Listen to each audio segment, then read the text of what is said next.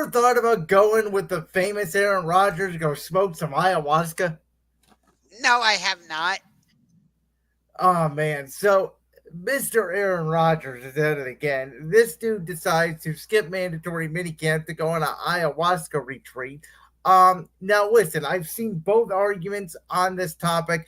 I get it. It's mini camp. It's not as important in training camp. It's only 3 days.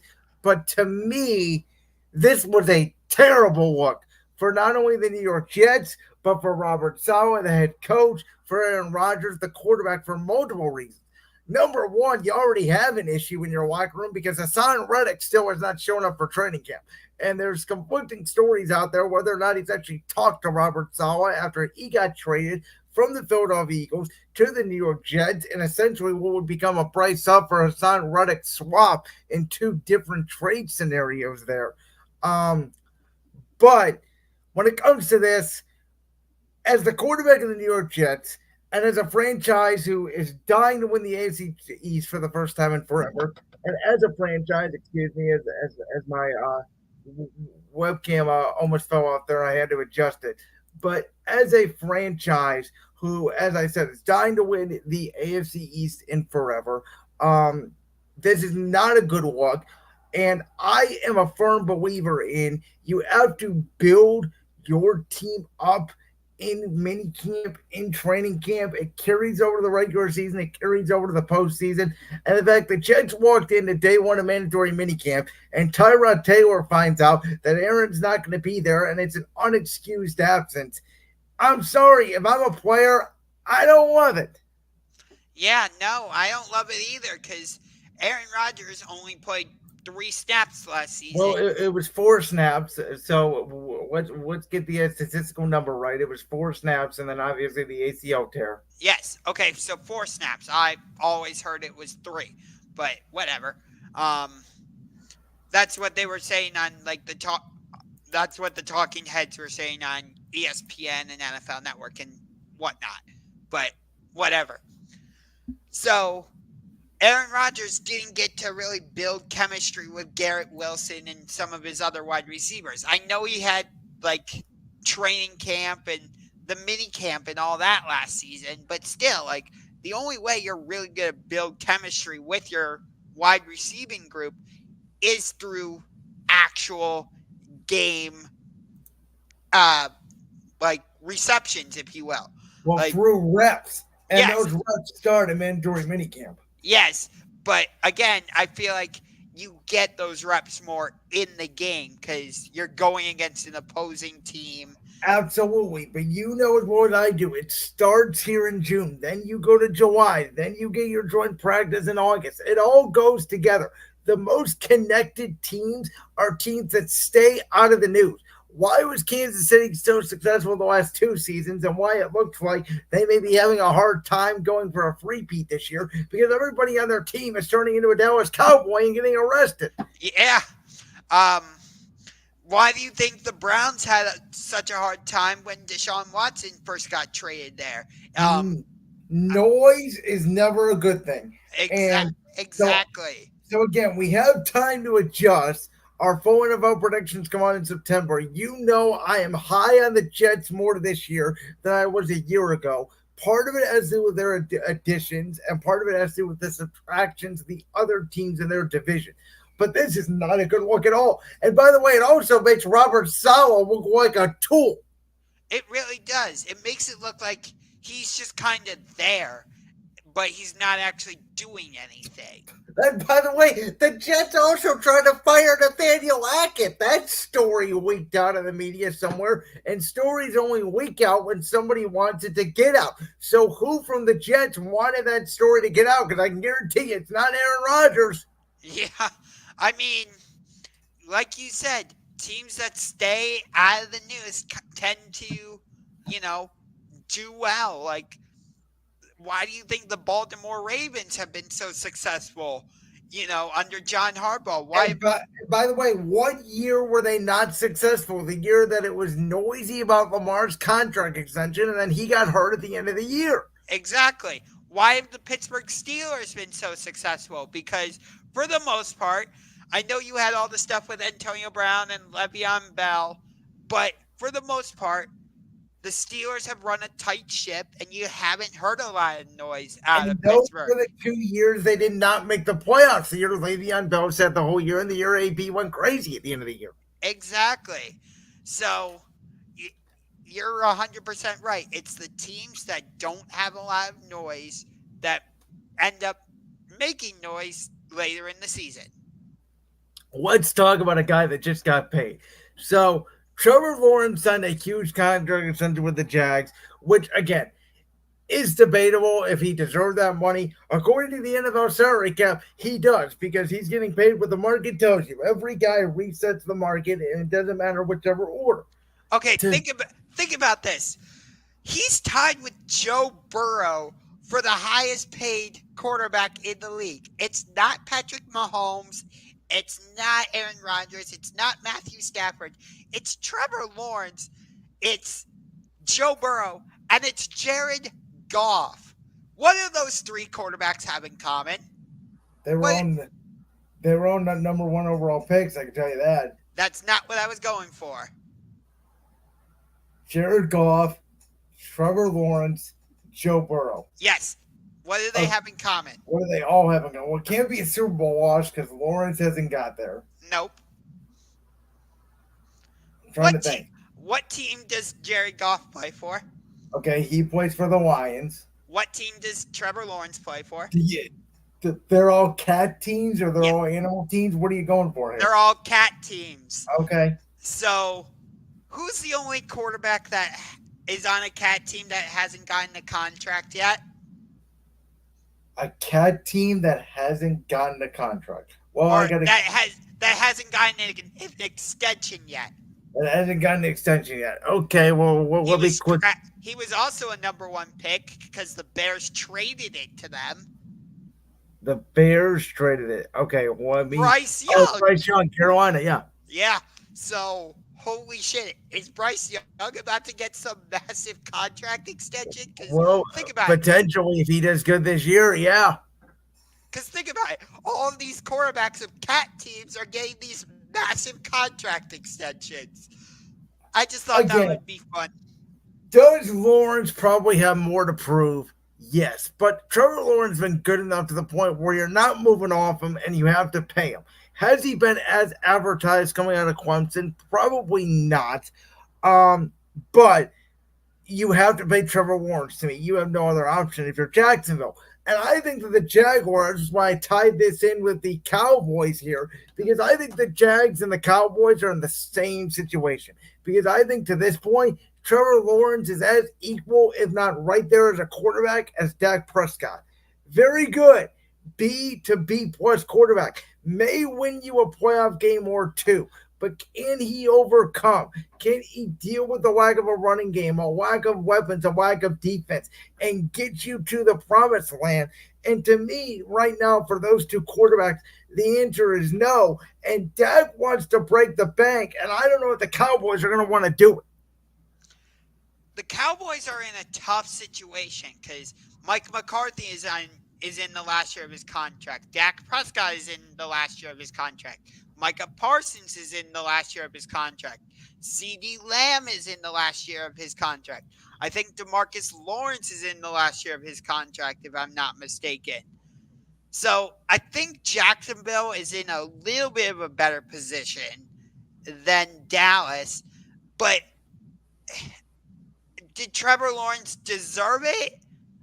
I don't know, because his record right now is, I think, 20-30, if I'm not mistaken. And yes, he won a playoff game, but that was because he was facing Brandon Staley, who, well, let's just say he's 500 for 2 years. Let's disqualify the first year. I just like I am disqualifying Bryce Young's first year because I think it was such a disaster. Nobody could succeed in that situation. I am disqualifying Trevor Lawrence's first year because he was with a head coach who made Freddie Kitchens look comparable. Let's put it that way. Yeah, I can see what you're saying with Urban Meyer because that whole thing was. He kicked a kicker. Does anybody remember that one? No. I mean, Trevor Lawrence, what he had to overcome, and when Doug Peterson got there, he basically had to say that, hey, I had to rebuild Trevor Lawrence. I had to rebuild this whole team from the ground up. And they came back, they won the AFC South, 2 years ago, won that playoff game, played Kansas City well in that divisional round. Then last year, they're on their way to the number one seed and they fall apart. Now, is that because of Trevor Lawrence's injury? Was it some other locker room coaching issue? We're going to find the answer to that out this year. We certainly are. Because Jacksonville doesn't have to play a first place schedule. They get the luxury of a second place schedule. They don't, but their division now is way harder than any of us anticipated it would be 2 years ago in the AFC South. And I do think there is pressure on this Jaguars team. Trevor Lawrence just got paid. Doug Peterson just blew, what was it, 8-3, and they finished 8-9, or something along those Nine lines. and eight, I think it was. So there's a lot of pressure on this team. I'm not saying to win the division because Houston's the favorite. I'm not saying that they have to go on and win a playoff game, but I'm saying at least win 9, 10 games and be a playoff contender. If they go 6-11 or 7-10, everybody's on the hot seat there. Yeah, rightfully so. Um, so let me ask you this: is there more just this season? Like, take the history of the two teams out of the conversation for a minute. Just for this season, is there more pressure on the Jacksonville Jaguars or the Dallas Cowboys? I already answered this question. It will be coming out Thursday on Brains World, so I'm not going to spoil it for you. Okay, fair enough. And with that, let's move on to our final topic of the night because it was announced that Hard Knocks this year, the in-season version. Of course, me and Jalen Sandvik filled in for Josh a couple of weeks ago.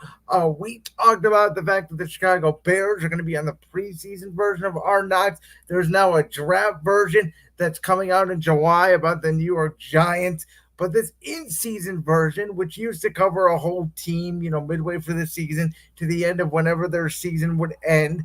Yeah, It I was think it was the Cardinals and then the Dolphins. Yeah, it was the Dolphins last year. Now it's going to include a whole division featuring the Baltimore Ravens, who I believe have never been on Hard Knocks, the Bengals, who have been on once, Pittsburgh, who had never been on once. And this may be recency bias for myself, but what I believe is still maybe the greatest Hard Knocks I ever watched, which was the 2018 Browns because of the storylines in there.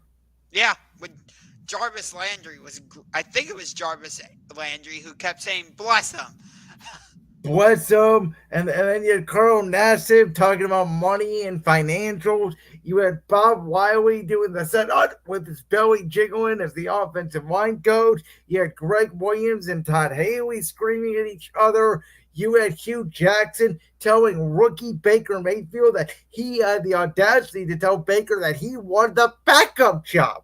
Like, Baker should be proud of that. So there was a ton of moments in there, and it's going to be a very interesting, I think, in season here with maybe the most interesting division in football. And you have a lot of great personalities in this version. Like, I want to watch Lamar Jackson and John Hardball, like, see what they're like. I want to see Joe Burrow and his personality along with Jamar Chase and T. Higgins and that whole mess, because the Bengals were able to re-sign T. Higgins, but only to a 1-year contract extension. Of course, you have, Mike Tomlin and Pittsburgh. That's going to be a great show. And then you have the Browns with Myles Garrett, Nick Chubb, Deshaun Watson. The It's most going to be the most interesting aspect of all of that, I think, is what you said is the last one. Again, maybe it's recency bias or whatever because we're both located in Cleveland. But am I the only one that thinks Kevin Stefanski and Deshaun Watson don't mesh?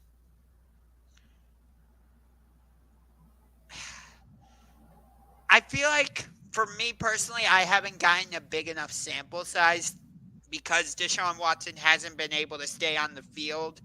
So I can't give you a definitive answer on that one. So the one thing we do know is Lamar Jackson is a vocal leader. We know Joe Burrow is a vocal leader. We know Russell Wilson, regardless of what went on in Seattle, in Denver. His go Hawks or what's right or whatever phrase he's going to use in Pittsburgh. We know Let's that weld. yeah, we know he's a grown up in the room. We have not heard yet how good of a leader Deshaun Watson is in Cleveland. We hear about Nick Chubb. We hear about Miles Garrett. We hear about some of the other players on the team. Amari Cooper, by the way, is also looking at a contract extension. Will that play into this regular season at all? Could be interesting to find out. So the Browns, and I have said, and I've told you, and I've apologized to you already how negative I feel this year about the Browns because I think the city of Cleveland has way too high expectations on this Browns team. But I think the Browns are one of the most fascinating teams to pay attention to because there's a lot on the line. If Deshaun Watson gets hurt or Deshaun Watson doesn't have a good season, Kevin Stefanski and Andrew Berry just signed a contract extension, and I don't give a rip because if it doesn't work out with Watson this year, there's hell to pay in Cleveland somewhere. I mean, think about it. Deshaun Watson, you gave up, what was it, like 3 first-round picks. You gave Deshaun Watson $230 million fully guaranteed. You got the whole shit show that came along with him at the time you made the trade. So I totally get what you're saying. And factor in that Joe Flacco basically came off the street and took the Browns to the playoffs. And was beloved from the sound of it in that locker room. Yeah, and the Browns just let him leave the building and go to the Indianapolis Colts.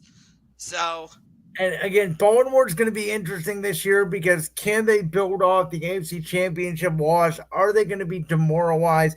Are they going to come out with a fire underneath them? They do have a new defensive coordinator this year, Mike Macdonald. Cincinnati lost their offensive. Wait, didn't Mike Macdonald go to become the head coach in Seattle? Correct. And then Cincinnati's offensive coordinator just became the new head coach of the Tennessee Titans, Callahan. Right. So, well, no, because you said they had a new Baltimore had a new defensive. Well, that's what I said. Baltimore has a new defensive coordinator after the loss of Mike Macdonald. Oh, I didn't hear the part. I thought you said Baltimore has a new defensive coordinator in Mike Macdonald. No. They have a new defensive coordinator after Mike McDaniel, or Donald, excuse me, obviously departed now and goes to Seattle. Okay. And now Arthur Smith is the new OC in Pittsburgh.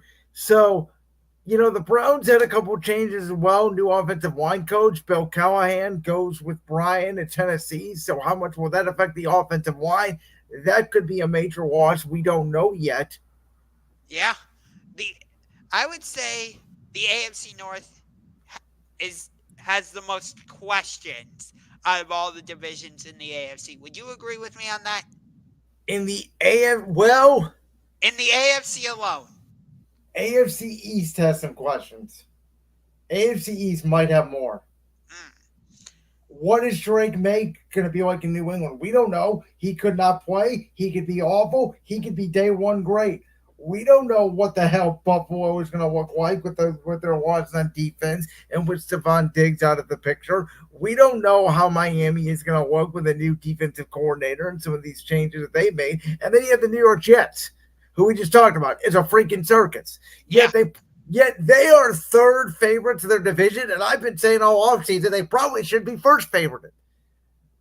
I would still pick the Bills to repeat in that division.